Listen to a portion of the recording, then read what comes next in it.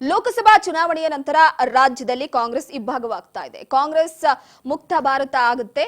ಸೋಲಿನ ಹೊಣೆ ಹೊತ್ತು ಸಿದ್ದರಾಮಯ್ಯ ಮುಖ್ಯಮಂತ್ರಿ ಸ್ಥಾನಕ್ಕೆ ರಾಜೀನಾಮೆ ನೀಡುವ ಪ್ರಸಂಗ ಬರುತ್ತೆ. ಇದರಿಂದ ರಾಜ್ಯ ವಿಧಾನಸಭೆಗೆ ಯಾವುದೇ ಸಂದರ್ಭದಲ್ಲಿ ಮಧ್ಯಂತರ ಚುನಾವಣೆ ನಡೆಯಬಹುದು. ಚುನಾವಣೆ ಎದುರಿಸೋದಕ್ಕೆ ನಾವು ಸಿದ್ಧರಿದ್ದೇವೆ ಅಂತ ಮಾಜಿ ಸಚಿವ ಸಿಸಿ ಪಾಟೀಲ್ ಹೇಳಿದ್ರು. ಗದಗದಲ್ಲಿ ಸುದ್ದಿಗೋಷ್ಠಿಯನ್ನು ನಡೆಸಿ ಮಾತನಾಡಿದ ಅವರು, ಬಡವರಿಗೆ ಭಾಗ್ಯಗಳನ್ನ ಕೊಡುವುದಕ್ಕೆ ವಿರೋಧವಿಲ್ಲ, ಅದಕ್ಕೆ ತಗಲುವಂತಹ ವೆಚ್ಚ ಎಷ್ಟು ಅಂತ ಸಿದ್ದರಾಮಯ್ಯನವರು ನೋಡಬೇಕಿತ್ತು. ಬಸವರಾಜ ಬೊಮ್ಮಾಯಿಯವರ ಅವಧಿ ಮುಗಿದಾಗ 25,000 ಕೋಟಿ ರೂಪಾಯಿ ಅನುದಾನ ರಾಜ್ಯದ ಖಜಾನೆಯಲ್ಲಿತ್ತು. ಅದು ಖಾಲಿಯಾಗಿ 1,85,000 ಕೋಟಿ ರೂಪಾಯಿ ಸಾಲ ಮಾಡಿದ್ದಾರೆ. ಬಸ್ ಫ್ರೀ ಅಂದ್ರೆ 10 ಬಸ್ ಓಡುವಲ್ಲಿ 4 ಬಸ್ ಓಡ್ತಾ ಇವೆ. ಕೆಟ್ಟ ಬಸ್ಗಳನ್ನ ರಿಪೇರಿ ಮಾಡೋದಕ್ಕೂ ಕೂಡ ಹಣ ಇಲ್ಲ.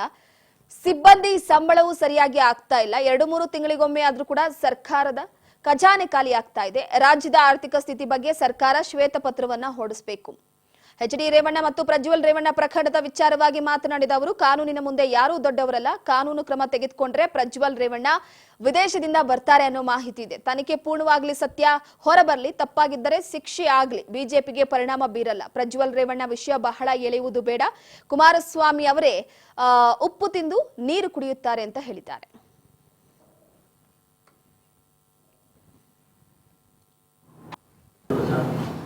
ನೋಡ್ರಿ, ಕಾನೂನಿನ ಮುಂದೆ ಯಾರೂ ದೊಡ್ಡವರಲ್ಲ.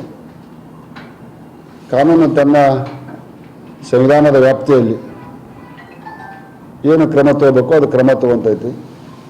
ಪ್ರಜ್ವಲ್ ರೇವಣ್ಣ ಅವರು ಬರ್ತಾರೆ ಅನ್ನೋ ಮಾಹಿತಿಯನ್ನು ಅವರ ಪಕ್ಷದ ಶಾಸಕರಾದ ಪುಟ್ಟರಾಜು ಬಂದಾರ. ಲೆಟ್ ಇನ್ವೆಸ್ಟಿಗೇಷನ್ ಕಂಪ್ಲೀಟ್, ಸತ್ಯ ಹೊರಗೆ ಬರಲಿ. ತಪ್ಪಾಗಿದ್ರೆ ಶಿಕ್ಷೆ ಆಗ್ತೈತಿ.